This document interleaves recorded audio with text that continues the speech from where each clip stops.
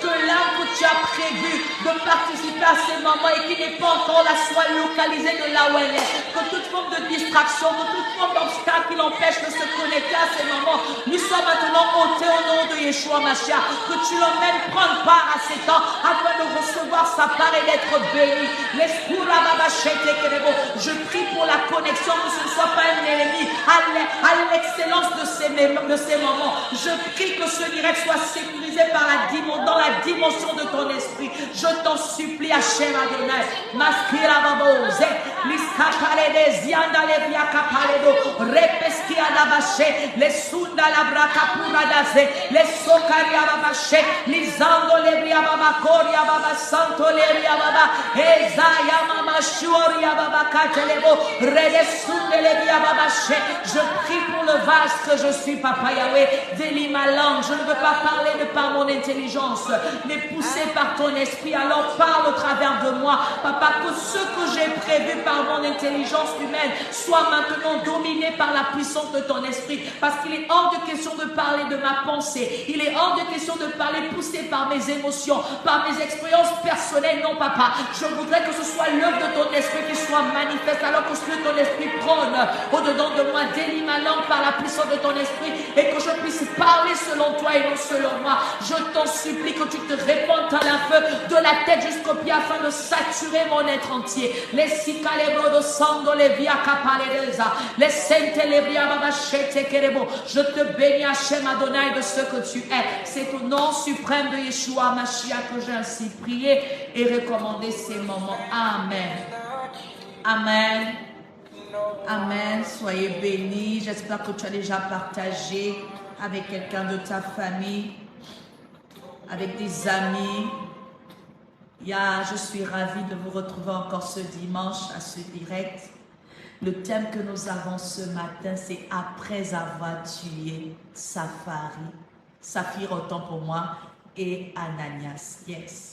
C'est un thème vraiment bizarre, mais assurément le Seigneur a des bonnes choses à nous révéler dans ce thème qui va d'abord moi-même me bénir, parce que quand on prêche, c'est d'abord pour se s'édifier soi-même. Il n'est pas question de pointer le doigt à l'autre sans avoir nettoyé ce qui est en toi. Donc je me sens concernée premièrement par la révélation qui va être donnée ce matin de la part de Dieu. Ensuite, je prie fermement que tu sois béni et que par la révélation de ce message, tu sois transformé à l'excellence de sa gloire. Nous prenons notre texte base dans Actes des Apôtres, chapitre 5, du verset 1 au verset 11. Actes des Apôtres, chapitre 5, du verset 1 au verset 11. Je vais lire dans la version Parole de vie. Yes.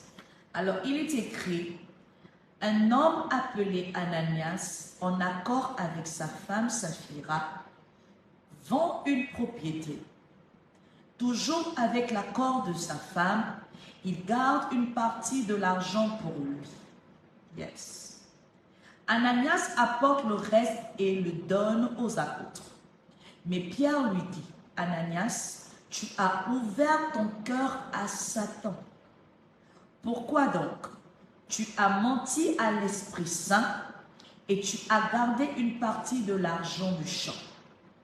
Tu pouvais garder le champ ou bien tu pouvais le vendre et faire ce que tu voulais avec l'argent.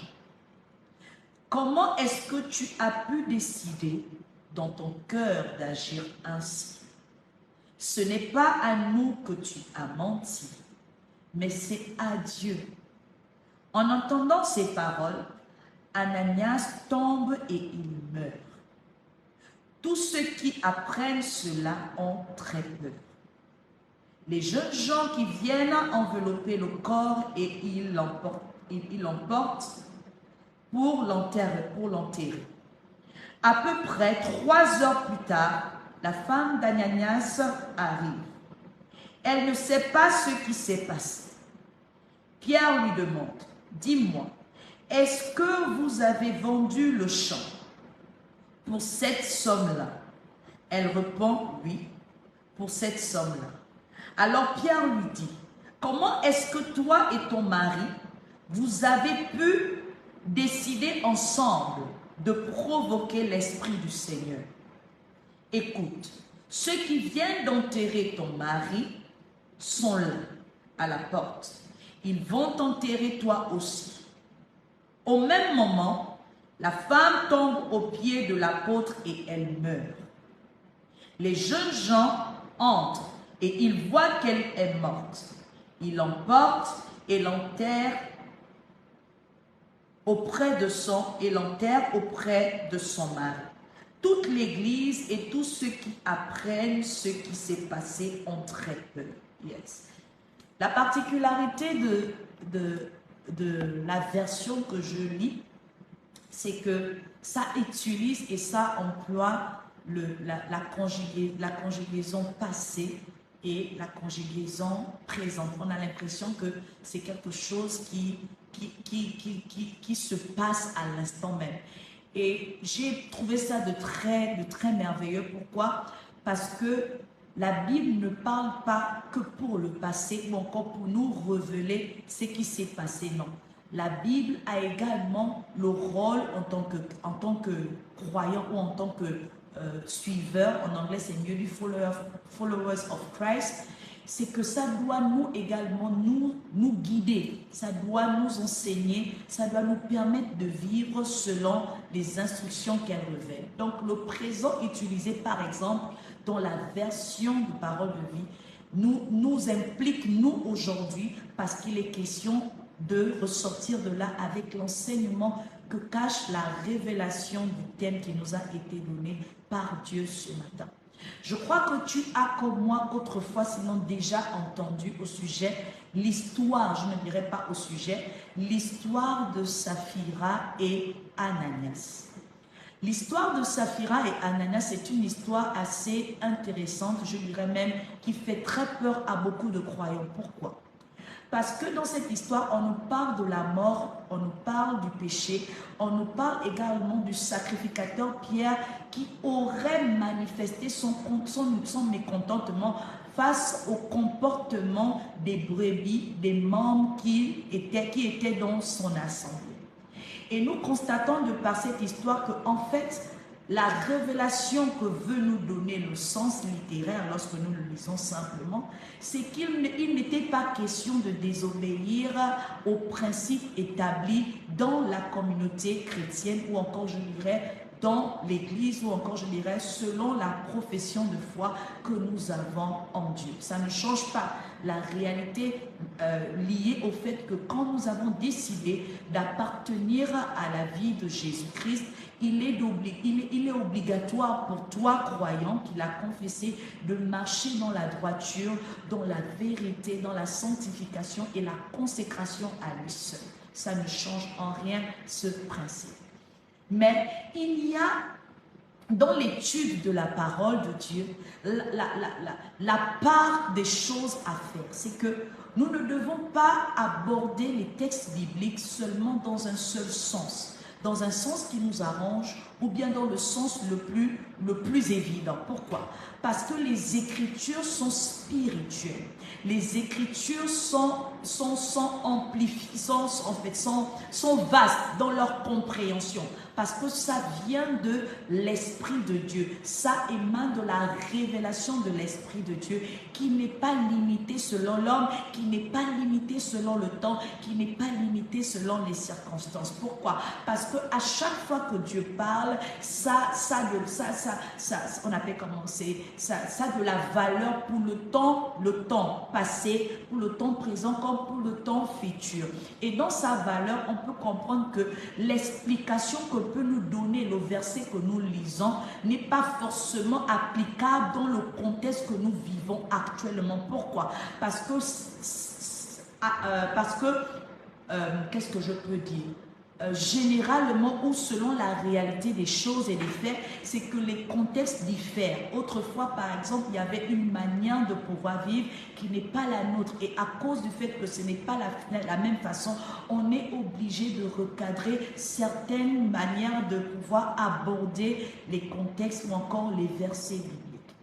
Aujourd'hui, ce n'est pas poussé vers le contexte du verset biblique ou encore le contexte actuel, mais c'est plutôt tourné vers une autre portée de ce que peut nous cacher la révélation de cette histoire.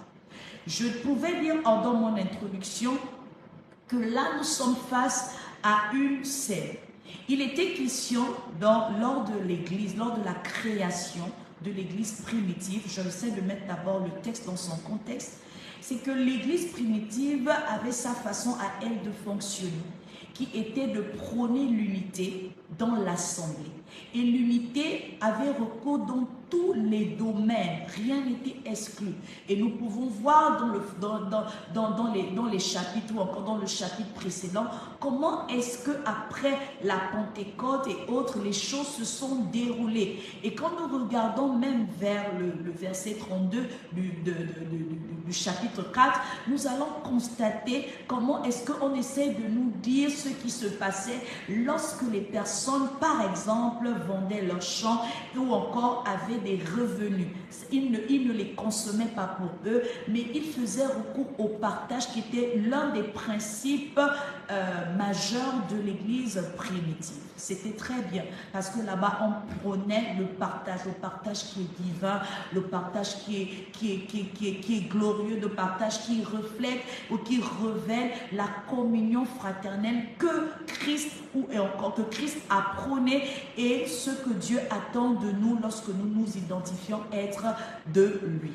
Mais cependant, c'est que nous devons faire attention, comme nous pouvons le constater de par la manière de gérer de Pierre. C'est vrai que lorsque nous suivons Christ, nous devons embrasser l'idéal parce que c'est ça, c'est ce à quoi nous devons aspirer. Mais cependant, dans l'idéal à laquelle nous aspirons, nous devons prendre en compte ou encore considérer le fait que parfois il y a l'idéal qui émane de la nature humaine et qui peut faire ombrage à la volonté parfaite de Dieu. Pourquoi? Parce que dans la poursuite de l'idéal, nous pouvons développer une passion démesurée et nous retrouver être en conflit ou encore être une pierre d'achoppement pour ce que le Seigneur souhaite accomplir en nous ou pour la mission qu'il nous a donnée. La réalité ou encore le conflit qu'a eu Pierre ici, c'est que dans la poursuite de l'idéal, parce qu'il voulait garder l'unité de par la fraternité à avoir au sein de l'Église primitive, c'est que dans la révélation encore, dans la personne de Ananias et Saphira, il y avait les âmes de Dieu. Il y avait le côté de l'âme de Dieu. Il y avait la réalité que l'Église est fondée sur Christ. Il y avait la réalité qu'il était juste le gérant de cette église et par-dessus tout, il n'était pas Dieu, il ne devait pas agir au-delà de la souveraineté que lui donne encore que doit manifester Dieu. Pourquoi? Parce que généralement, lorsque nous essayons de nous mettre au même niveau que Dieu, parce que nous avons un certain zèle, parce que nous avons une certaine onction, nous manquons la mission, encore nous manquons un but, comme ce fut le cas de Moïse et d'autres patriarches ou encore d'autres personnes qui ont prôné l'excellence de cette marche en Christ ou encore de cette marche dans le Seigneur. Alors, l'apôtre Pierre va comme ça se livrer à une chute que je dirais voilée. Mais dans cette chute voilée, il y a une révélation que toi et moi, nous devons comprendre pour ne pas agir comme l'apôtre Paul. Il a dit dans le thème, comme l'apôtre Pierre, il est dit dans le thème, après avoir tué Ananias et Saphira. Donc, il y a des conséquences qui ont eu lieu autant pour moi, ou qui se passent lorsque on commet un meurtre. Ça peut être dans notre avantage, c'est comme ça peut être dans notre désavantage. Mais assurément, il y a toujours un enseignement, une leçon de vie à tirer pour nous permettre d'exceller. Alors, après avoir tué Saphira et Ananias, après c'est l'action qui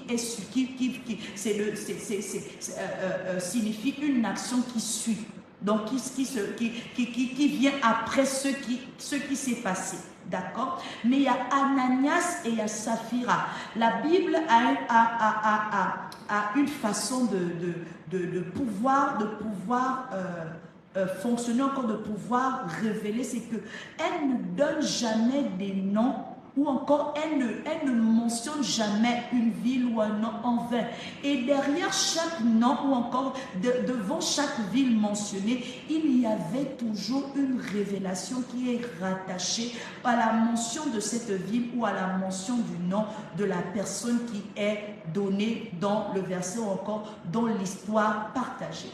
Alors j'ai remarqué, ou encore j'ai cherché la signification de Ananias et la signification de Saphira, parce que je sais que la Bible ne mentionne pas un nom en vain. Et en remarquant et en ayant la signification de Ananias, je me suis rendu compte que Ananias veut dire la grâce de l'Éternel, d'accord? Ça veut dire la grâce de Dieu. Et Saphira veut dire la beauté de Dieu, ou encore le trône d'azur, ou encore l'action de Dieu. Et nous pouvons voir que par la définition de ces deux noms, il y a quelque chose qui, dans le fond de l'action de Pierre, s'est opéré au sein de la communauté chrétienne, ou encore de l'Église dont il était le gérant. C'est vrai que l'histoire nous dit que Ananias a menti. Il a menti parce que la loi qui était établie dans l'Église, ou encore par l'organisation de l'Église, c'était qu'on devait partager nos biens avec les autres. Mais cependant, nous devons se dire que dans la matérialisation des choses, il y a le côté humain qui le rend imparfait. Donc, même si c'est l'apôtre Paul, l'apôtre Pierre, autant pour moi, qui était au-dessus par le fait qu'il soit le sacrificateur, par le fait qu'il soit le berger de l'Église primitive, cependant, la communauté, l'Église était une œuvre faite des mains des hommes. Et ça n'enlevait en rien, ça ne pouvait pas donner l'idéal qu'il aspirait, encore qu'il voulait, parce que de par la nature du fait que ce soit les hommes qui ont fait, il ne pouvait pas avoir de la perfection dans ça. J'ai envie de dire ce matin que ce n'est pas parce que nous sommes leader d'une église, ce n'est pas parce que nous appartenons à une église que nous devons idéaliser l'église. Nous devons idéaliser les murs, le temps, parce que toute chose, toute œuvre de l'homme, tout fait par les mains des hommes n'est pas idéal. L'idéal doit résider dans Dieu seul, parce que celui est idéal, celui est parfait. Et dans la perfection de Dieu, il y aura certaines situations, sinon certaines instructions qui nous donnera, qui pourra opposer notre conception idéale, parce que Dieu reste souverainement élevé. Donc, la gestion de Pierre était idéale, mais la souveraineté de Dieu a été exclue dans son idéal. La souveraineté de Dieu n'a pas été mise en phare dans sa façon de pouvoir gérer, parce que Pierre a oublié qu'il est issu d'une famille, d'abord par le lien de sang. Pierre a oublié qu'il a grandi dans une communauté avant celle qu'il a connue, qui est de l'église primitive. Pierre a ignoré, il a mis en sourdine le fait qu'il y a des lois qu'il a dû voter au sein de l'église à cause de la nation à laquelle il appartenait. Comme nous aujourd'hui, nous pouvons avoir la Bible qui nous conduit, nous pouvons avoir le manuel, les instructions de Dieu que nous recevons dans nos retraites, dans nos temps de camp, dans tout ce que nous pouvons faire de par les travaux spirituels auxquels le Seigneur nous soumet. Mais cependant, lorsque nous établissons les églises, lorsque nous établissons certaines associations, nous prenons en compte la loi de la nation, nous prenons en compte notre façon d'avoir grandi. Je ne pense pas que si tu habitais dans une maison en dur et que tu as maintenant une assemblée, tu ne vas pas aller mettre la terre là-bas. Non, tu vas t'arranger à garder l'environnement selon la propriété dans laquelle tu as grandi. Ça, ce n'est pas l'œuvre de la révélation du Saint-Esprit. C'est parce que tu as grandi dans la propreté que par le fait que tu sois maintenant gérant d'un espace ou encore de ton église, tu veux garder la propriété dans laquelle tu as toujours grandi. Et ça, on ne doit pas l'ignorer. Tout n'est pas que spirituelle, il y a également la partie de l'homme qui est impliquée pendant que nous faisons l'œuvre de Dieu. Et pourquoi je mets un phare sur la partie de l'homme? Parce qu'il est question de redescendre un peu sur terre, il est question de remettre les choses sur les points. Pourquoi? Parce qu'on a désormais des personnes hyper zélées, on a désormais des sacrificateurs qui se prennent pour Dieu, on a parfois par ignorance, parfois par prétention, mais nous ne devons pas oublier que la sacrificature à laquelle le Seigneur nous a introduits ne l'enlève pas la souveraineté parce qu'il reste au-dessus de tout. Et Pierre a encore fauté ou encore Pierre n'a pas bien agi. Pourquoi? Parce que Pierre est le disciple de Jésus-Christ de Nazareth. Pierre était le disciple de Yeshua et nous savons que par la vie vécue de Yeshua, il avait sa manière à lui de gérer les situations face aux personnes qui, par exemple, étaient confrontées à la désobéissance de la loi établie. Il avait l'approche de la miséricorde que n'a pas eu, par exemple, Pierre en gérant ces personnes qui avaient fauté. Nous avons également l'attitude de Christ, comment il agissait face face aux plus faibles, face au fait qu'il est, par exemple, lui-même dit et rappelé à Pierre après qu'il lui ait posé des questions au sujet du pardon. Combien de fois nous devons pardonner à notre prochain qui nous a causé du tort? Jésus-Christ de Nazareth le lui a dit. Il a dit qu'il autant de fois que possible en disant 77 fois x 7. Ça veut dire qu'à l'infini nous devons pardonner. Et nous pouvons voir que par l'agissement de Pierre, lui qui avait l'autorité, lui qui avait le plein pouvoir de pouvoir manifester le pardon, a manqué là une instruction qui lui a été donnée par son maître.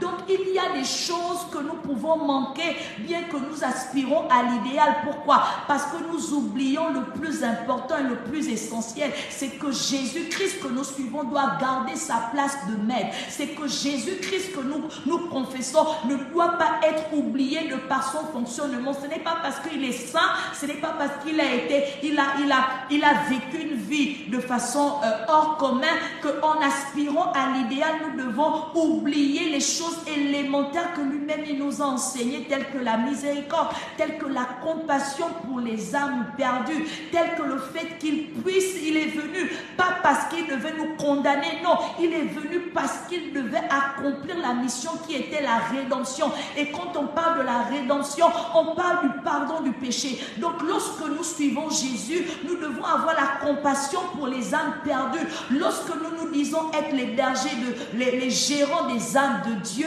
nous devons avoir toujours la compassion, prompte à réagir en nous, toujours la miséricorde, prompte à être utilisée par nous, parce que Dieu nous mettra toujours en tant que leader, en tant que sacrificateur, en tant que chrétien, face à des situations où nous devons manifester le pardon, où nous devons manifester de la compassion, où nous devons manifester la miséricorde, où nous devons donner l'opportunité aux autres de se rattraper, de se racheter. Pourquoi? Parce qu'en agissant ainsi, nous sommes en train de dire ouvertement que nous appartenons à la foi chrétienne qui est la rémission du péché. Donc Ananias et Saphir ont été tués par Pierre, pas seulement pour donner raison à Pierre sur le fait qu'ils aient menti, sur le fait qu'ils aient trompé les apôtres, sur le fait qu'il est mal, ils n'ont pas bien agi. Non, ils sont également pour enseigner à Pierre. Pierre aujourd'hui peut être moi le sacrificateur, prophétesse grâce divine. Je suis concerné premièrement par ce message, ma qualité de sacrificateur, mais Pierre aussi représente toi le leader de ta vie. Yes, parce que tu as une vie et tu es ton propre leader de par le fait que c'est toi qui commandes ta vie. Tu peux avoir autre leader sur ta tête, tel qu'au travail, tel qu'à l'église, tel que je ne sais pas où tes parents, mais pendant la vie que tu mènes, c'est toi d'abord ton premier leader. Donc tu te représentes, excusez-moi, comme étant le Pierre de ta vie. Et ce matin, alors que tu te représentes comme le Pierre de ta vie, tu verras combien de fois tu as tué Saphir et Ananias dans ta vie sans savoir ce que tu étais en train de détruire en toi. Parce qu'en détruisant Ananias et Saphir, il y a des choses que Pierre, dans lesquelles Pierre s'est exclu. En détruisant Ananias et Saphir, il y a des manquements que Pierre n'a pas su saisir parce qu'il agissait selon l'idéal, il agissait selon le fait qu'il doit prouver qu'il n'est pas comme les autres. Non, il n'est pas question dans le Seigneur de prouver, parce qu'on n'est pas là pour prouver. On est là juste pour glorifier. On est là juste pour être soumis. On témoigne Christ juste pour être des témoins et non pour prouver quoi que ce soit. Parce que c'est pas nous qui prouvons, c'est le Saint-Esprit qui, par sa conviction, prouve que Dieu est vivant, que Jésus-Christ est bel et bien ressuscité d'entre les morts, et c'est par sa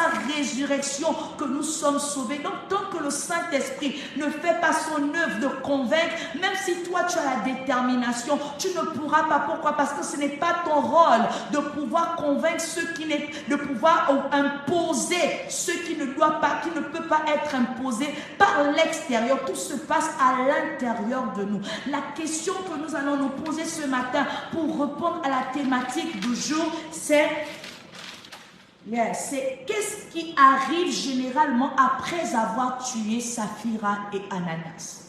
Qu'est-ce qui arrive généralement après avoir tué Saphira et Ananias? Le premier point que tu vas noter chez toi, c'est Ananias. Aussi simple que ça. Yes, parce que si je commence à te donner de tout ce que nous avons lu, tu ne vas pas comprendre. Le premier point, c'est Ananias. Pourquoi Ananias? Je te dis, tu mettras 2 points. La grâce de l'Éternel est détruite. Donc, quand on finit de détruire, de tuer Ananias, en fait, on vient de s'exclure à la grâce de Dieu. Parce que Ananias veut dire la grâce de Dieu. Donc, quand tu décides de neutraliser, de rabrouer la grâce de Dieu dans ta vie, en fait, tu t'exclus même aux avantages, tu t'exclus aux miracles.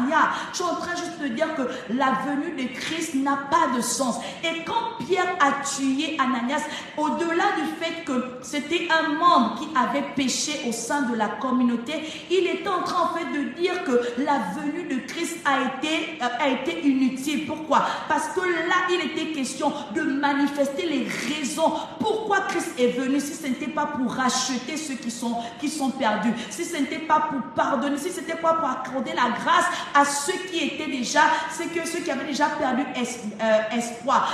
Pourquoi il a agi ainsi? Pourquoi il n'a pas montré à cet instant-là que oui, c'est vrai que vous avez péché, c'est vrai que vous avez menti, c'est vrai que vous avez trompé les apôtres, c'est vrai que vous avez été égoïste certainement, mais à cause de la grâce qui est de Jésus-Christ de Nazareth, partez et ne péchez plus. Nous pouvons également dire à une âme, pars et ne pêche plus sans la juger. Nous pouvons également dire nous pouvons redonner la chance à notre vie. Nous pouvons nous redonner il y a des personnes qui, à force de l'échec, ne se donnent plus une autre opportunité de pouvoir rebondir et d'aller mieux. Ce n'est pas parce que tu as échoué dans un domaine de ta vie que tout domaine de ta vie est un échec. Tu dois, en tant que pierre de ta vie, te donner une autre opportunité d'exceller dans d'autres domaines, parce que la grâce est disponible pour les autres domaines. Donc tu ne dois pas manquer l'opportunité de t'accorder la grâce sous prétexte que tu as échoué dans un domaine de ta vie. Dieu te donne une opportunité de par ce message de te faire comprendre que Ananias doit vivre. Ananias, c'est l'œuvre de la grâce. Ananias, c'est l'œuvre de Jésus. Ananias doit vivre. La grâce de Dieu te localise ce matin. La grâce de l'Éternel ne doit pas être exclue de ta vie parce que tu dépends de la grâce. Aucune personne ne peut vivre sans la grâce. Aucune personne ne peut oser sans la grâce. Aucune personne ne peut subvenir, ne peut résister, ne peut se contenir si la grâce n'est pas disponible. Donc quand tu tues Ananias, quand tu tues la grâce, quand tu te disqualifies, quand tu as même peur de te rapprocher du trône de grâce, qu'on peut le dire, ce merveilleux verset, qu'est-ce qui va se passer à ta vie? Ta vie sera sombre, ta vie sera ténébreuse, ta vie va finalement ressembler à la mort en question qu'a eu Ananias dans la personne qu'il est. Parce qu'au-delà de la mort physique, il faut comprendre que quand tu t'exclus de la grâce, en fait, tu es en train de t'enfoncer davantage. Parce que s'exclure de la grâce, c'est sombrer dans la culpabilité, c'est sombrer dans la peur, c'est sombrer dans le doute. Et quand nous sommes victimes de ces choses, c'est le diable qui a fait de nous sa proie, sa victime, et qui peut nous jouer comme il veut. Et quand on est dans ça, tout est chaos, tout ne peut plus être en ordre, tout est déréglé. Il ne peut pas avoir quelque chose de bon dans les choses qui sont déréglées, dans les choses qui sont ténébreuses. Donc quand tu tues Ananias, tu es en train de t'introduire dans les ténèbres. Parce que tu t'exclus de ce qui pourrait te permettre d'exceller. Donc, quoi est-ce que tu t'es fourré depuis que tu as l'impression d'avoir manqué quelque chose? Yes, en tant que sacrificateur, donc quoi est-ce que tu t'es retrouvé en tuant, en accusant, en détruisant ces personnes-là qui, oui, ont péché contre Dieu, qui, oui, ont offensé, oui, qui t'ont fait du mal, qui t'ont dit des choses, qui t'ont critiqué, qui t'ont calomnié, qui t'ont vilipendé, qui t'ont fait des choses. Oui, ils te l'ont fait, on ne refuse pas.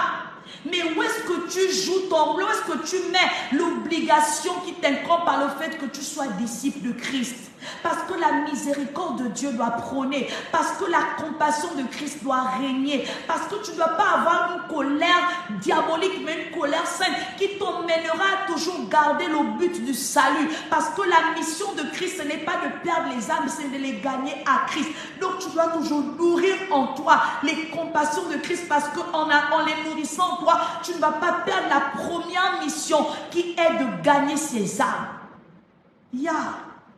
Il y a tant de choses qui, au-delà de la perfection de ce que tu envisages dans ta mission, qui sont passées. Il y a beaucoup des imperfections. Mais tu vas comprendre que l'imperfection sera toujours ton partage, parce que les œuvres que tu fais sont des œuvres qui sont faites de tes mains. Et par le fait que ce soit fait de tes mains, il y a l'imperfection qui s'introduit. Et quand il y a l'imperfection, la grâce est disponible pour pouvoir rendre cela fort, pour pouvoir rendre cela parfait, grâce à la grâce de Jésus-Christ.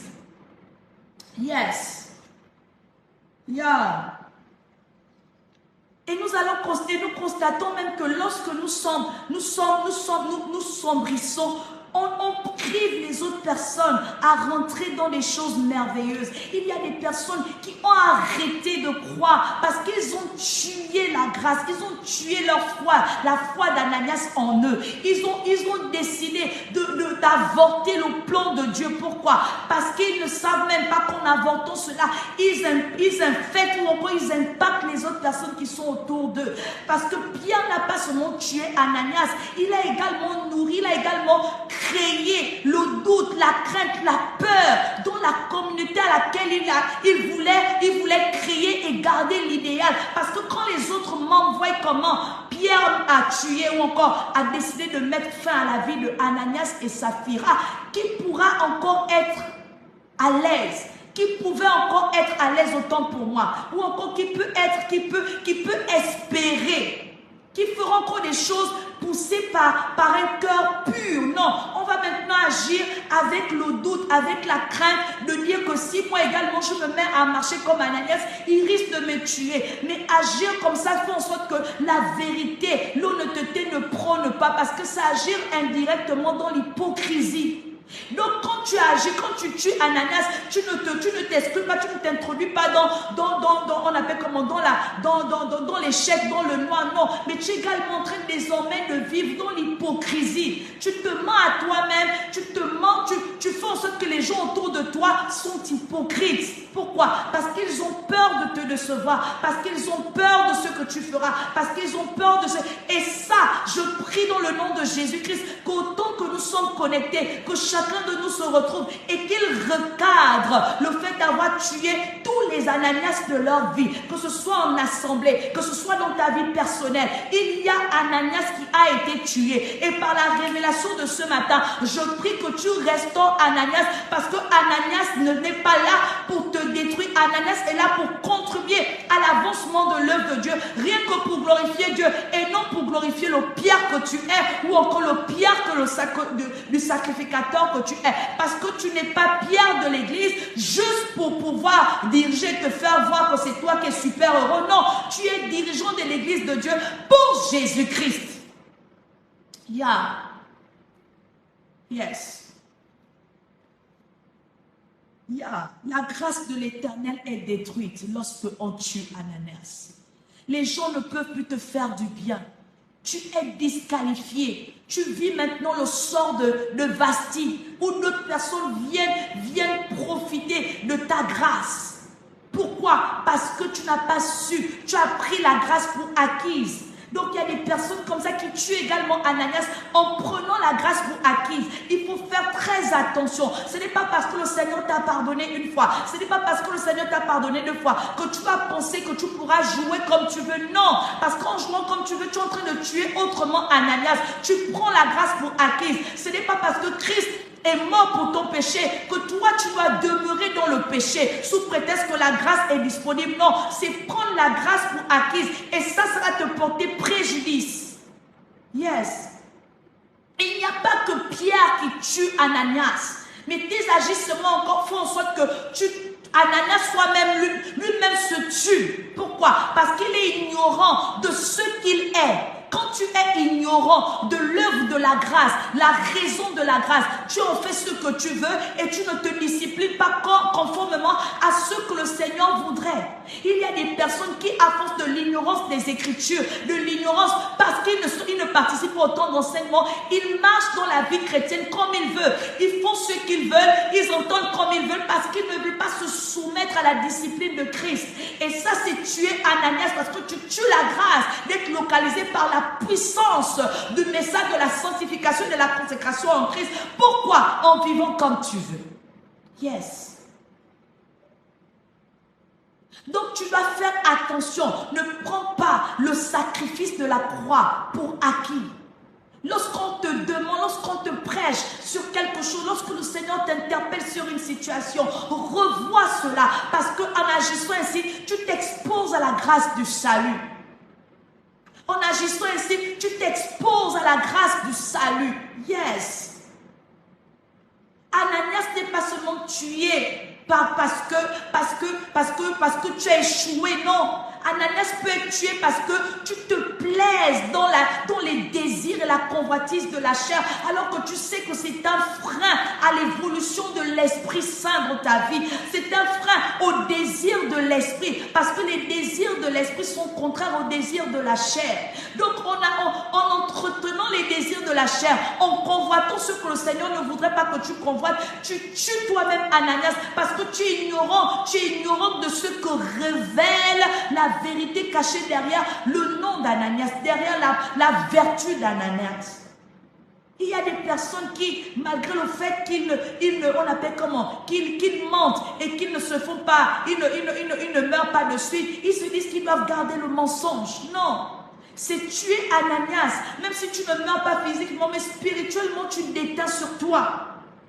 Yes. Et quand tu déteins sur toi, il y a des connexions, il y a des répercussions à l'extérieur de toi qui font en sorte que tu deviennes et que tu portes désormais le nom de la disgrâce. Tu vas constater qu'on préfère plus l'autre que toi. Tu vas constater que le choix tombe souvent plus sur les autres que sur toi. Pourquoi? Parce qu'en agissant dans le secret contraire à la grâce, tu t'es fait audiblement, sinon automatiquement disgrâce. Yes. Donc nous ne devons pas non seulement être des pierres pour notre destinée. Nous ne devons pas agir comme Pierre parce que nous aspirons à l'idéal. Parce que dans l'idéal, nous avons parfois l'idéal qui se cache. Yes. Tu dois donc veiller à ce que tu ne détruises pas la grâce qui est sur ta vie. Tu dois veiller à ce que tu ne tues pas Ananias. Ananias est une grâce qui t'est accordée pour davantage connaître l'amour de Dieu, pour grandir en Dieu et non pour rétrograder en Dieu. Et quand le Seigneur te fait constater tes faiblesses, ce n'est pas pour te perdre. Lorsque tu es dans le péché, quand on te prêche le message de la sanctification, ce n'est pas pour te juger. Non, c'est parce que le Seigneur voudrait te faire grandir en lui.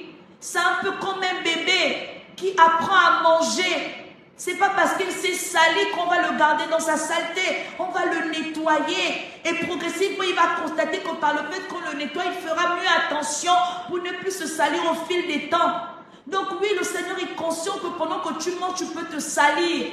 Mais cependant, tu dois constater que plus on va t'enseigner la propreté, tu te dois d'être propre parce que c'est ça à quoi il voudrait que tu arrives demain. Que tu maturises. Yes.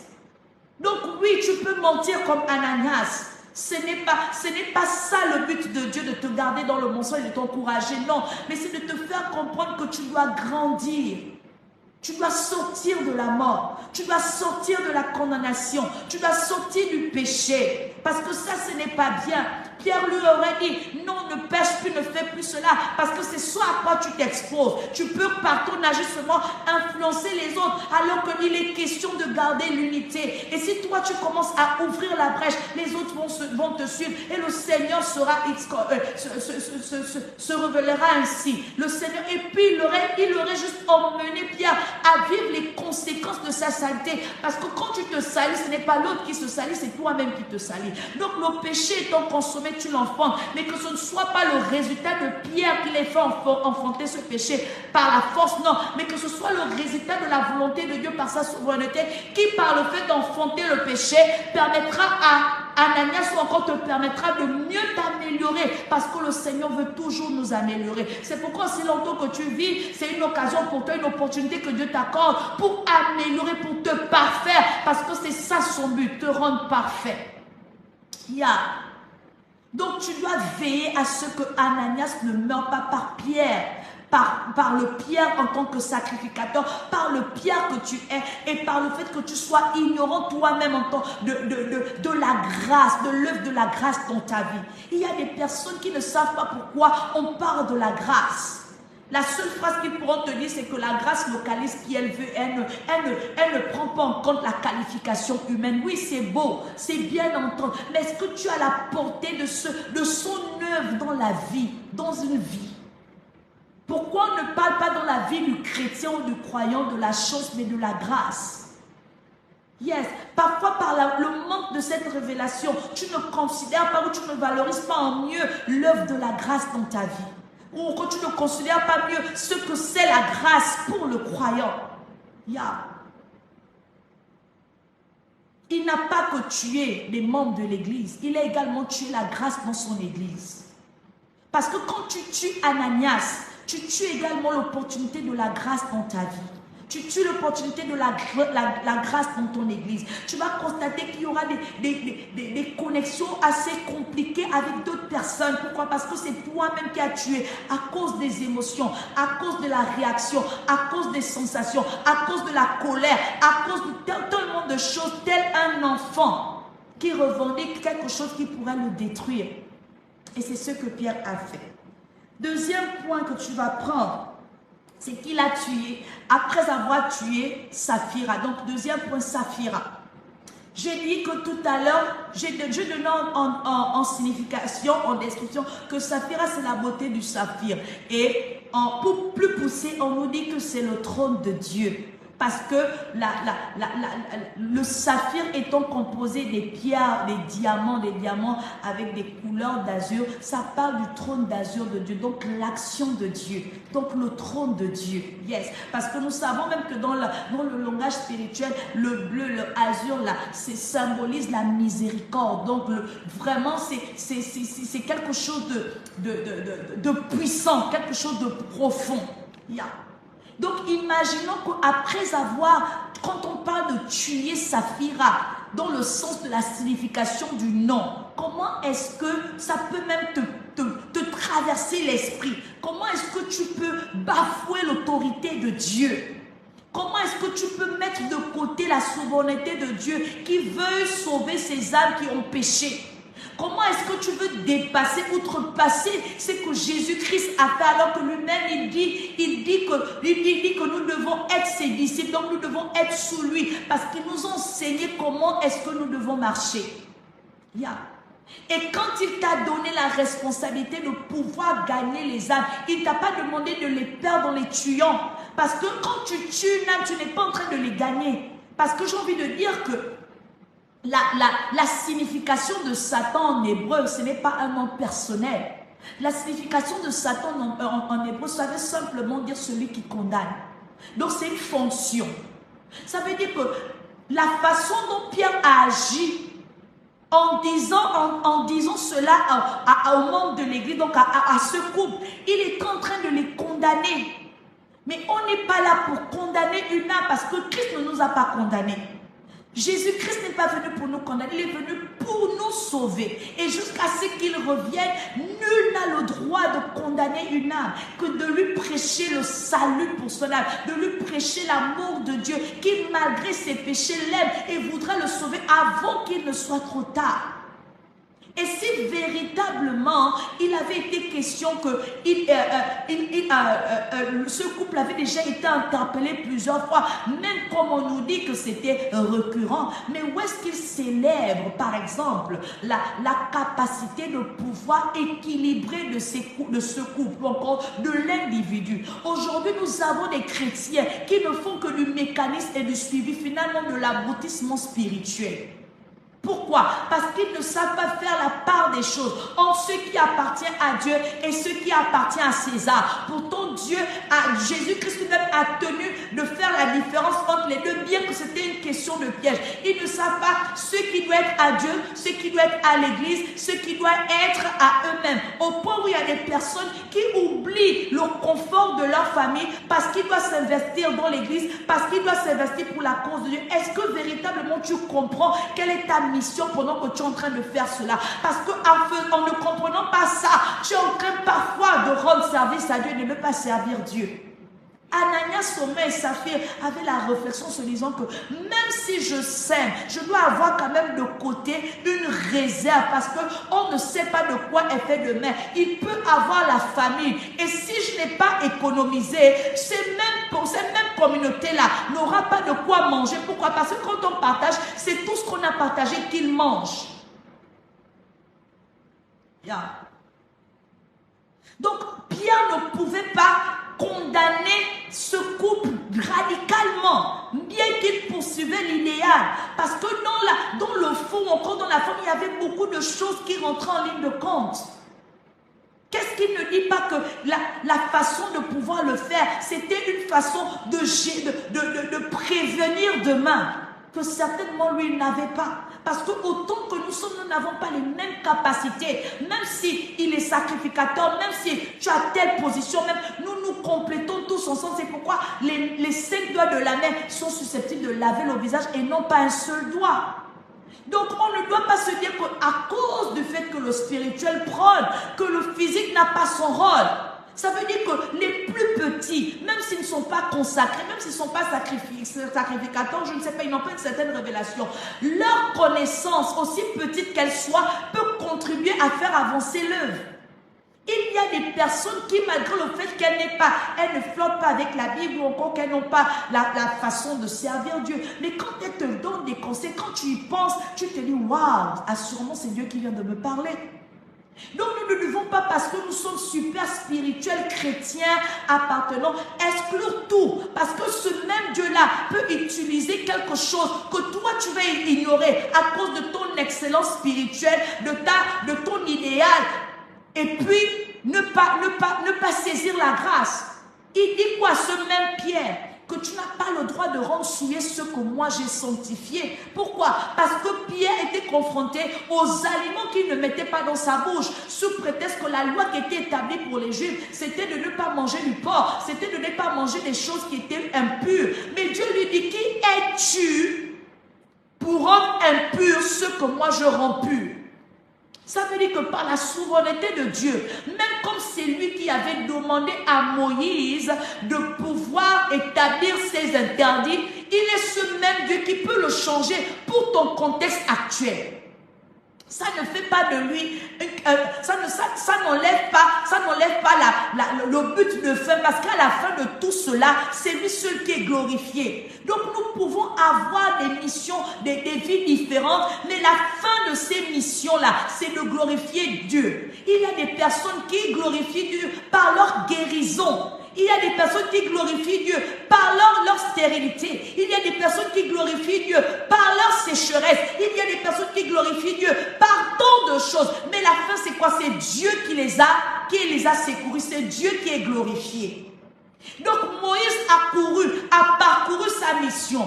Pierre est en train de parcourir la sienne. Mais à la fin de ça, c'est quoi? C'est Dieu qui est glorifié. Donc Dieu peut dire dans le contexte de Pierre que mange maintenant ces aliments. Pourquoi? Parce que dans la révélation de manger ces aliments, je suis en train de te dire à toi, Pierre, que Jésus-Christ est venu pas que pour sauver les Juifs. Il est également venu pour sauver les non-Juifs. Parce que d'ailleurs, ce sont ces non-Juifs-là qui l'ont reconnu et non pas vous les Juifs. Donc si je ne te présente pas déjà prophétiquement ce qu'il en est, si je ne t'impose pas déjà, je ne t'initie pas déjà à ça, tu ne seras pas capable de poser l'acte, tu ne seras pas capable de te sentir à l'aise dans ça. Il y a beaucoup de personnes qui, à force, je dis la Bible, si nous commençons à la lire et à la respecter intégralement, il y a des choses qui peuvent contredire même la volonté de Dieu dans notre vie. Parce que la Bible n'est pas parfaite. Yes. C'est la parole de Dieu qui est parfaite. Inspiration de Saint-Esprit, oui, d'accord, par l'Esprit de Dieu. Mais cependant, c'est l'œuvre écrite des hommes, par les hommes. Donc, par le fait que l'homme a interacté avec, ça fait que ce n'est pas forcément idéal. Parce que dans la Bible, il y a également des choses qui peuvent pousser à l'idolâtrie et t'opposer à Dieu. Qui n'a pas été écrite pour que toi tu l'appliques, mais qui t'a été écrite pour que tu sois éveillé pour ne pas te retrouver là-dedans. Mais si tu te mets à respecter l'entièreté de la Bible, tu vas remarquer qu'il y aura des conflits, des choses qui vont se passer. Et il y a des personnes, à force d'aspirer à l'idéal, se retrouvent dans de tels conflits, se retrouvent dans de telles oppositions, se retrouvent dans de telles confusions. Pourquoi? Parce qu'ils sont tellement idéaux, parce qu'ils sont tellement dans ça, qu'on ne peut plus changer. Il faut faire attention. La souveraineté de Dieu domine sur la Bible. Yes. Et je le redis encore. La souveraineté de Dieu domine sur la Bible. Yes. Quand Dieu parle audiblement et que ça contredit ce qui est écrit dans la Bible, obéis ce que Dieu dit audiblement. Parce que la Bible ne dépasse pas Dieu. Yeah. Yes. Donc, tu peux te retrouver en train de détrôner Dieu dans son trône. Quel chaos, quel désastre. Parce que c'est ce que Pierre a fait. Il a explosé le trône de Dieu. Pourquoi? Parce que pour lui, il était question que les choses devaient être faites comme lui pensait. Oui, c'était bien. Mais là, Dieu voulait sauver une âme. Dieu voulait tester assurément la gestion de Pierre. Parce qu'il ne faut pas oublier que Pierre est aussi un peu... Pierre est aussi un peu impulsif. Pierre est aussi un peu audacieux. C'était une personne qui ne reculait pas devant un défi. Oui, c'était aussi la même personne qui n'a pas osé de dire à Christ que tu ne peux pas faire cela. Non, le Seigneur te le réprimandera. Et qu'est-ce que le Seigneur dit dans Matthieu 16, verset 23? Il dit, arrière de moi, Satan. Dans cette histoire, si on va paraphraser, en fait, Pierre pensait maintenant enseigner Jésus-Christ. Parce qu'il avait été utilisé par Dieu peut-être pour un petit moment. Genre, c'est parce que tu as reçu une petite prophétie, tu veux maintenant dire que tu es prophète. Non, tu n'es pas prophète. C'est juste quelque chose qui est passé pour l'instant précis. Ça ne fait pas de toi un prophète. Ce n'est pas parce que tu as la capacité de développer certains thèmes et que tu te fais appeler docteur. Non. Parfois même, tu n'as même pas le diplôme qui t'octroie le droit d'être un docteur. Mais tu veux t'appeler docteur. Pourquoi? Donc, il y a des choses comme ça dans lesquelles nous nous retrouvons. Parce que nous ne voulons pas accepter, nous ne réalisons pas qu'en agissant ainsi, nous sommes en train de dire à Dieu que tu es petit. Nous faisons comme Moïse. Nous faisons comme d'autres pères, d'autres patriarches. On dit à Dieu que non, mets-toi de côté. Non. Quand Dieu nous envoie dans sa mission, il va garder sa place. Il doit agir, on doit lui permettre d'agir. Dieu peut prendre une prostituée et lui donner une nouvelle identité, une nouvelle image. Or, qui es-tu pour continuer de l'appeler prostituée quand Dieu l'a pardonné?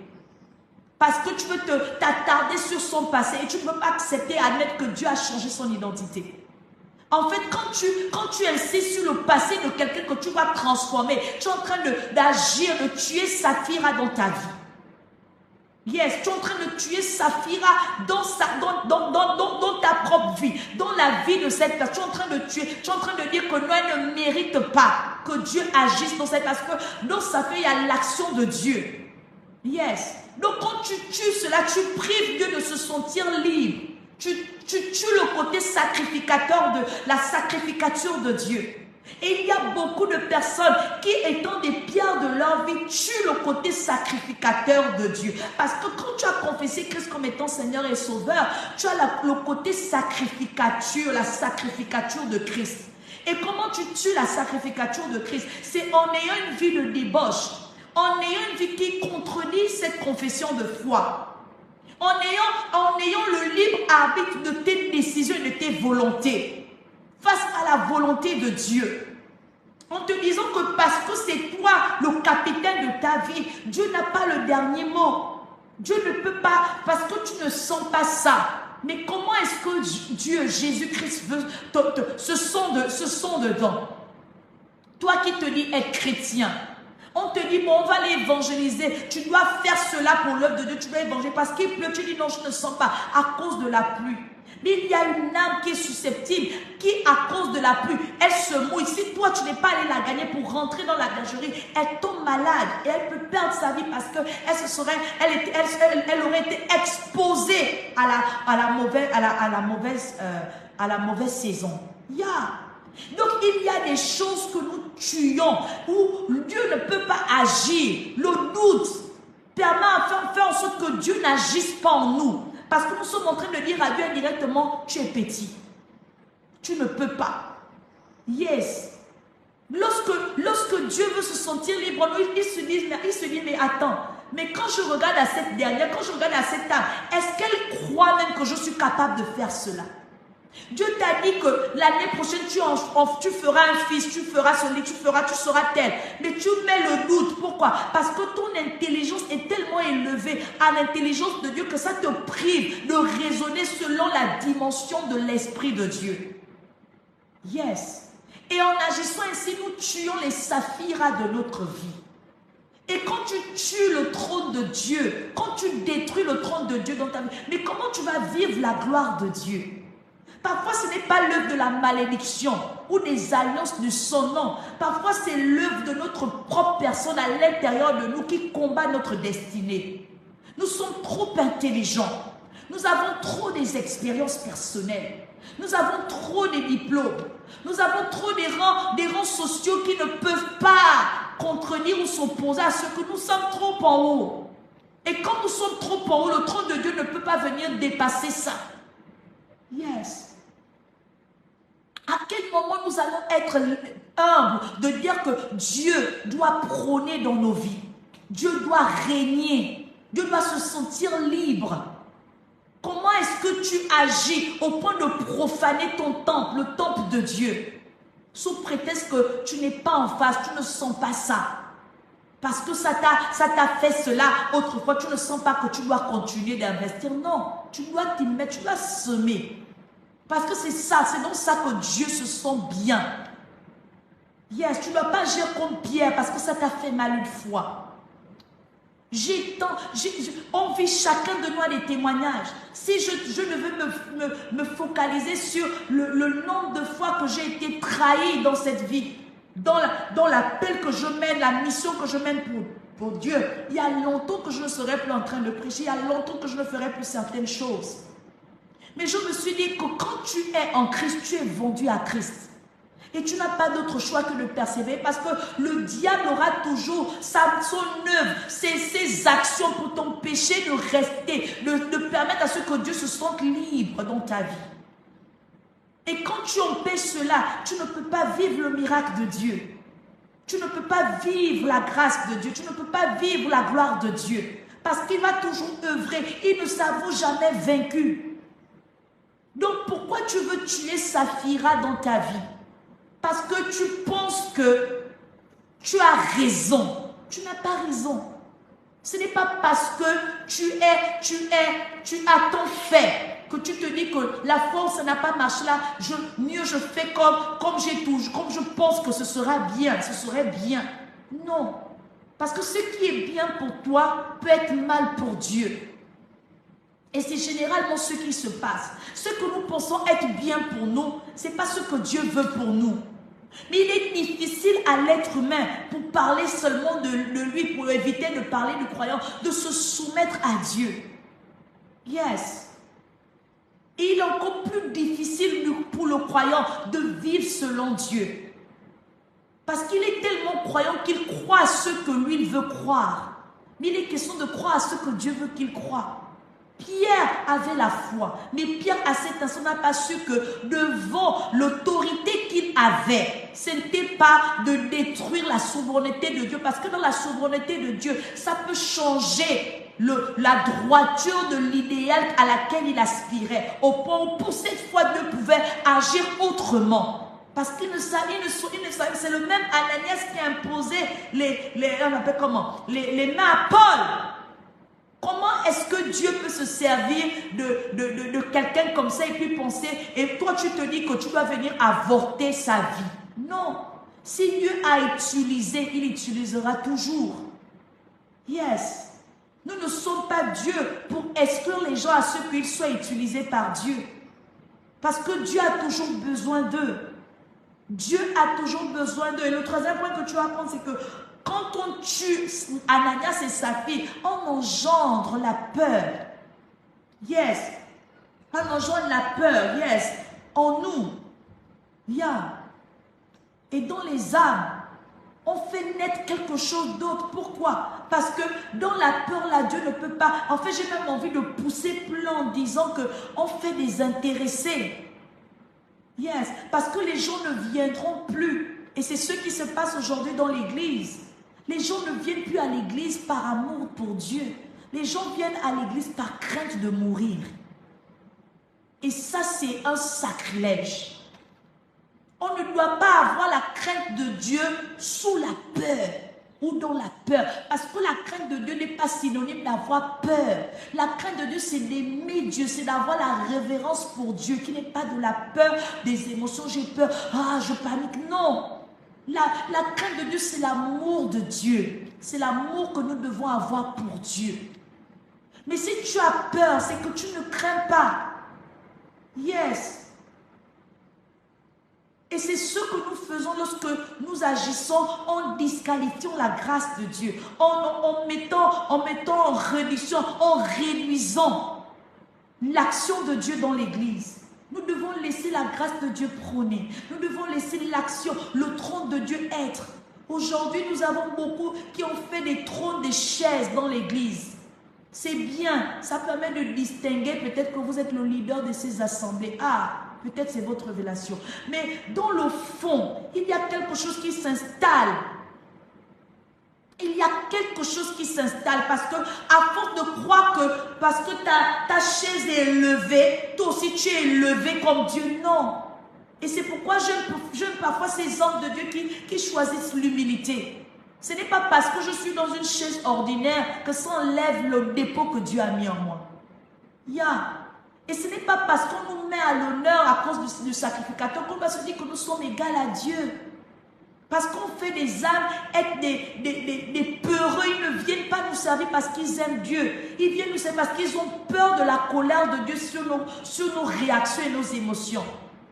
Yes. Et ça, il n'y a que le Saint-Esprit pour nous remettre sur le droit chemin. C'est pourquoi j'ai dit en introduction, ce message me concerne d'abord moi en premier avant vous. Pourquoi? Parce que je n'ai pas la prétention de prêcher aux âmes de Dieu sans me prêcher. Je me sens d'abord concernée.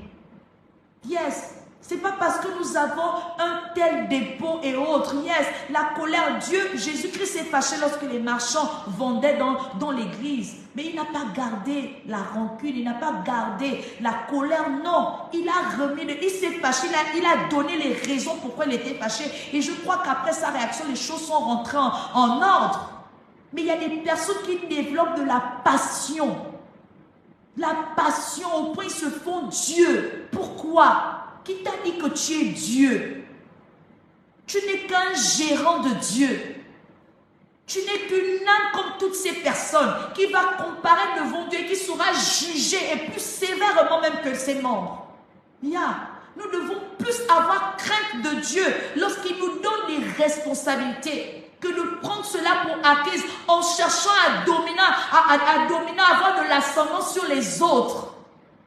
Ça, ce n'est pas du christianisme, ça, ce n'est pas ce qu'on dit suivre Jésus-Christ. Parce qu'il était humble, lui-même il disait, je n'ai pas de maison, je n'ai rien du tout. Mais je dois accomplir l'œuvre de mon Père. Mais aujourd'hui, nous avons des personnes qui se sont tellement attachées à l'honneur, qui se sont tellement attachées à la gloire, qui se sont tellement attachées aux choses, même à l'onction, au dépôt qu'ils ont, alors que ça ne vient pas d'eux, ça vient de Dieu, qui a disponibilisé, pas pour eux, mais pour se glorifier. Dans ces âmes, quand tu tues Ananias et Saphir, c'est ce qui se passe dans l'église. On n'a plus des personnes qui aiment Dieu par amour pour Dieu. Nous avons des personnes qui viennent en masse. Mais ils ne viennent pas parce qu'ils aiment Dieu. Ils viennent parce qu'ils ont peur de mourir comme Ananias et Saphir. Ils ont peur parce qu'ils se disent que s'ils ne viennent pas, ils viennent que pour eux-mêmes, pour leur intérêt, le bénéfice de leur intérêt. Qu'est-ce que je gagne? J'ai peur de ne pas aller en enfer. Qu'est-ce que je gagne? Je serai guéri. Ils ne viennent plus parce qu'ils ont compris que l'amour de Dieu est excellente. Que la présence de Dieu est tout ce qui suffit. Ça veut dire que si je souffre dans la chair, rien que par sa présence, je peux rassurer, je peux me sentir bien parce que ça dépasse tout ce qui se passe physiquement. Et on fait des chrétiens finalement duels. C'est nous-mêmes qui engendrons ces chrétiens. De par le fait qu'on n'a plus la compassion pour les âmes perdues. On n'a plus la miséricorde pour les âmes qui n'agissent pas conformément à ce que Dieu voudrait. On est tellement sévère dans notre façon de réprimander les âmes de Dieu. Au point où par notre réprimande, on ne retrouve plus l'amour de Dieu. On ne retrouve plus le message de la sanctification. La réprimande ne doit pas être sujet de tuer une âme. La réprimande doit être sujet de donner à une âme une occasion d'exceller avec Dieu. Yes. Tu peux le faire. Ce n'est pas impossible. Et tu ne dois pas être de ceux-là qui continuent de œuvrer dans le sens où, à cause du fait qu'ils sont déjà des pierres, ils sont déjà dans une autre dimension, qu'ils se privent des bienfaits de ce que veut accomplir Dieu par l'union, parce que c'était un couple. Yes, et tu prends en conclusion. Nous devons retenir de l'union d'Ananias et Saphir que nous sommes fragiles. Yes. De cette union, nous devons constater que, humainement parlant, ils étaient fragiles. Mais dans le fond, il y a quelque chose. Spirituellement, il y a autre chose. Donc, ce n'est pas... L'être humain est déjà fragile. L'être humain, par sa confection, par sa composition, est pécheur. Donc, il ne peut pas entièrement se séparer du péché pour aspirer, pour l'imposer l'idéal. Mais il doit tout faire pour pouvoir glorifier Dieu. Donc, nous devons retenir de l'union d'Ananias et Saphira que nous sommes fragiles, que nous sommes d'abord des pécheurs. Yes. Mais que cela ne doit pas nous faire fuir ou encore nous exclure de la grâce de l'Éternel. Ça ne doit pas nous exclure de la grâce de Dieu. Et encore moins être victime de sa faveur par son action dans notre vie. Et encore moins être victime de sa faveur par son action dans notre vie. Bien.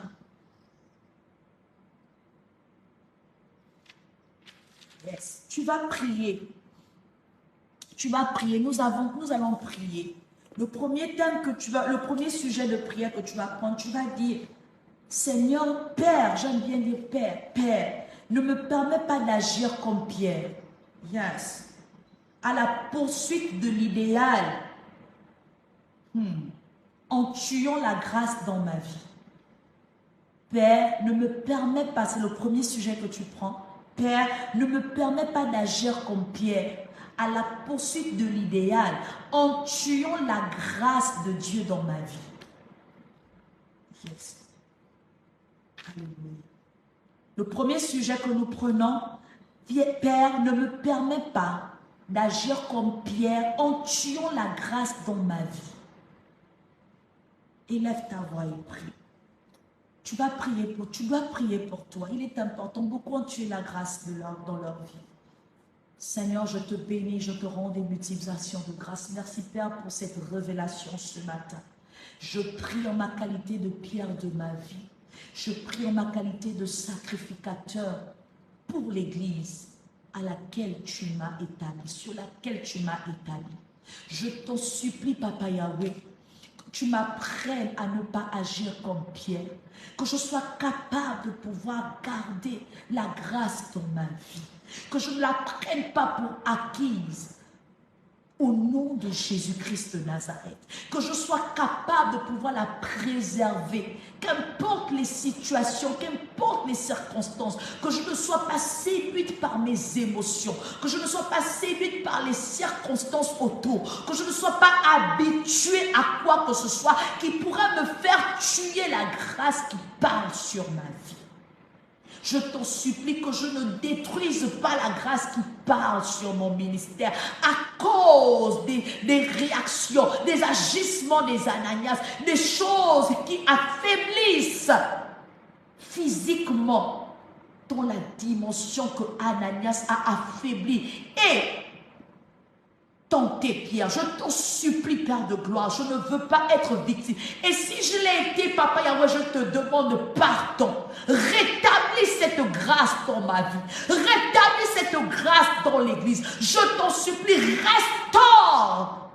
Alors que tu nous fais rentrer dans la grâce de ce message, restaure cette grâce qui a été détruite, inconsciemment et consciemment, parce que, Père de gloire, il était question de faire valoir une autorité qui parfois n'était pas nécessaire. Je t'en supplie.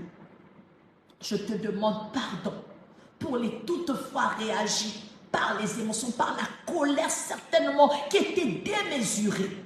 Mais ce matin, je prie que tu rétablisses la grâce, que tu l'accentues, que tu exagères dans la grâce au nom de Jésus-Christ de Nazareth.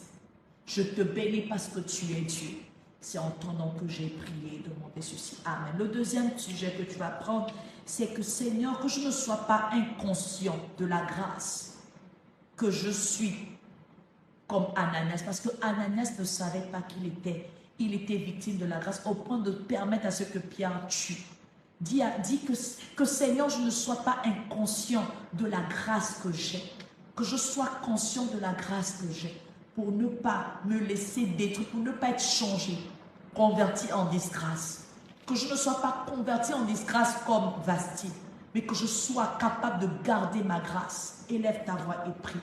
Je prie dans le précieux nom de Jésus-Christ de Nazareth que la disgrâce ne soit jamais mon partage. Je prie que la grâce continue de se faire valoriser dans ma vie et que je sois consciente d'elle. Pas parce que je dois être prétentieuse, pas parce que je dois me faire valoriser autrement que ce que toi tu voudrais, mais que je sois consciente par le fait que je ne me fasse pas être utilisée autrement que ce que toi tu as prévu. Je te supplie, Seigneur, rends-moi consciente de la grâce qui repose sur ma vie, qui repose dans mon ministère, afin de ne pas la changer en disgrâce. Sous n'importe quel prétexte, comme a été victime Ananias. Qu'un Pierre ne vienne pas changer la grâce sur ma vie, comme Ananias a subi la sienne. Je refuse, je maudis toutes les œuvres de la disgrâce dans ma vie. Et je prie que si jamais elles existaient déjà, de par le fait que j'étais ignorante de ça, je détruis leurs œuvres maintenant par le feu du Saint-Esprit. Au nom de Yeshua HaMashiach, je prie que la grâce se mette maintenant à agir en moi, à agir dans chaque domaine de ma vie qui avait été changé en disgrâce. Au nom de Jésus-Christ de Nazareth. Béni sois-tu, Père. Amen. Tu vas encore prier, tu vas élever ta voix, tu vas demander à Dieu de pouvoir te permettre que tu ne prennes pas pour toi, par exemple, des engagements démesurés au point de dépasser, outrepasser la souveraineté de Dieu. Demande à Dieu de te garder assez humble, de te garder assez humble, de te garder assez vrai, de te garder assez honnête pour ne pas prendre sa place là où il doit régner. Parce que tu peux te priver de grandes choses en ne permettant pas à Dieu d'agir dans sa dimension du Dieu qu'il est. Aussi longtemps que Dieu n'est pas Dieu dans ta vie, il ne peut pas avoir les choses et les résultats à la dimension de la gloire de Dieu. Tu vas prier sur ma tête, tu vas dire Seigneur, je ne veux pas tuer Saphira dans ma vie. Je ne veux pas tuer cette action que tu as dans ma vie. Je ne veux pas changer la faveur en disfaveur dans ma vie. Je prie ce matin que tout ce qui était sujet de cela dans ma vie soit maintenant changé au nom suprême de Yeshua Mashiach. Élève ta voix et prie. Père, je te bénis, je te rends des actions de grâce ce matin. Merci pour ce sujet. Je prie dans le précieux nom de Yeshua que je ne tue pas Saphir dans ma vie. Je prie que je sois capable de te laisser le champ libre dans chaque domaine de ma vie afin de voir ta main agir puissamment en elle. Je prie que je ne sois pas trop prétentieuse et démesurée comme Pierre au point de pouvoir réduire à néant l'action que tu dois avoir dans ma vie. Je prie que je ne sois pas victime de la disfaveur parce que j'aurais trop eu du zèle, un zèle démesuré au point de me soustraire de l'action de ta main puissante dans chaque dimension à laquelle tu voudrais que j'aspire dans le nom de Jésus-Christ. Je prie que Seigneur, tu me permets de pouvoir toujours garder la faveur et que la faveur me soit accordée pour que tu agisses pleinement comme tu as prévu selon le destin que tu m'as donné. Je refuse, Père de gloire, de me soumettre à une autre dimension sous prétexte que j'ai tellement l'onction, j'ai tellement le zèle, j'ai tellement la spiritualité, j'ai tellement l'idéalisme en moi. Ah oh, je t'en supplie que je ne sois pas victime. Alors que tu as ouvert mes yeux sur l'importance de te permettre de toujours prôner dans ta souveraineté. Permets-moi d'être seul de ceux-là qui te laissent le courage de pouvoir le faire dans le nom de Jésus. Je ne veux pas, Seigneur,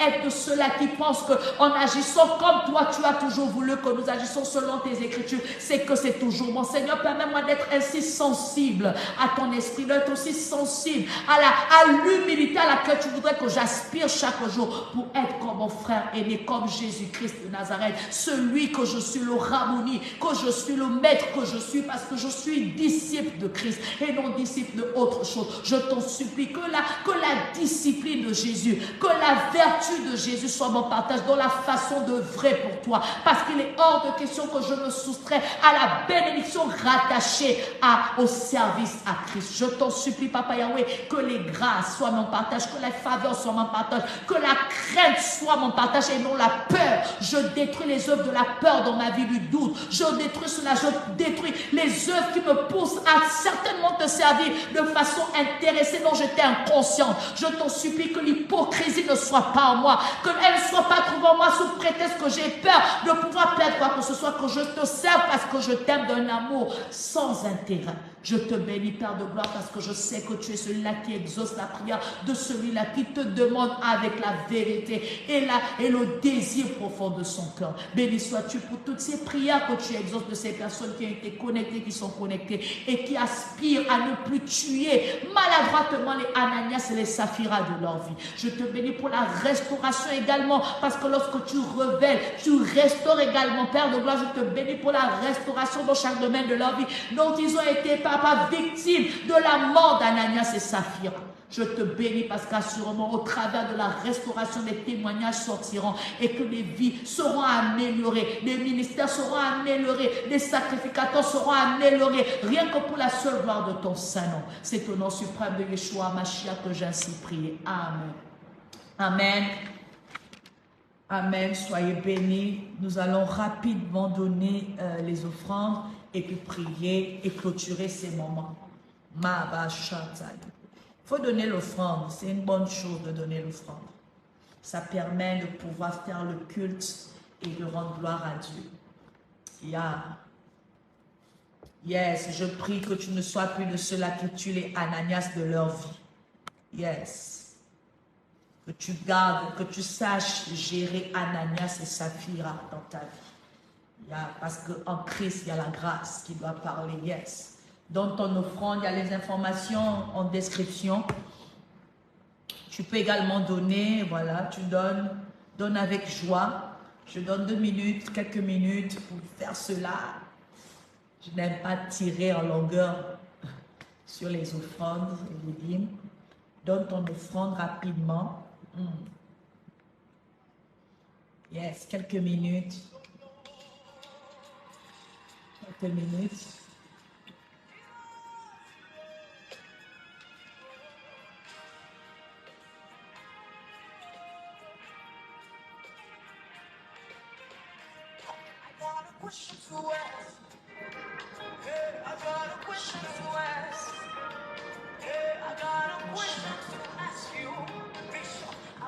On donne une offrande rapidement à Dieu. Les descriptions sont en commentaire.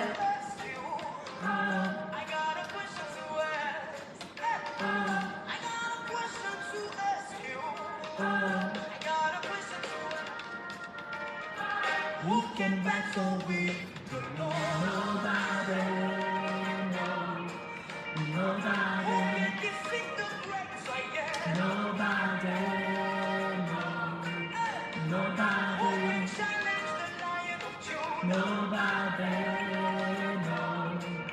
Nobody, on a encore une minute.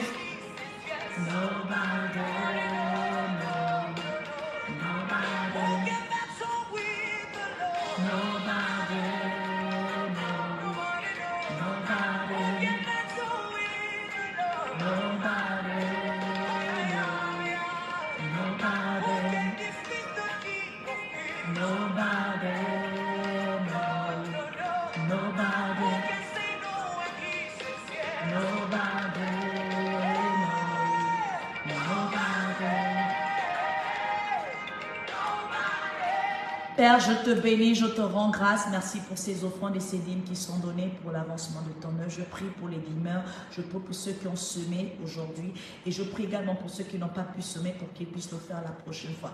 Je prie également que tu enseignes à toutes ces personnes qui participent à l'écoute de savoir donner au Seigneur, parce qu'assurément toi tu ne comptes pas, tu ne regardes pas à tout ce qu'ils font lorsque tu subviens à leurs besoins, lorsque tu leur permets de pouvoir être comptés parmi les êtres vivants. Je te prie que tu les enlèves toute mauvaise mentalité qui pense qu'ils enrichissent les serviteurs de Dieu en donnant leurs offrandes, en donnant leurs dîmes, et que tu leur fasses comprendre l'importance de l'avancement de ton œuvre, rattaché également à ce bienfait de semer dans ta maison. Je te bénis parce que je sais que tu es également le pourvoyeur par excellence. Assurément, tu vas les permettre de pouvoir avoir de quoi semer pour pouvoir te donner avec joie et avec volonté. Je te prie, Père de gloire, de sanctifier ceux qui ont pu semer leurs offrandes et leurs dîmes, de réprimander les dévoreurs et les dévoreuses, toutes ces personnes qui savent donner leur dîme, et que ta parole qui promet de pouvoir déverser sur eux les bénédictions parce que tu auras ouvert sur leur tête les écluses des cieux, leur soit accordée avec effet immédiat. Je te bénis parce que tu te glorifies au travers du donné. C'est au nom de Yeshua HaMashiach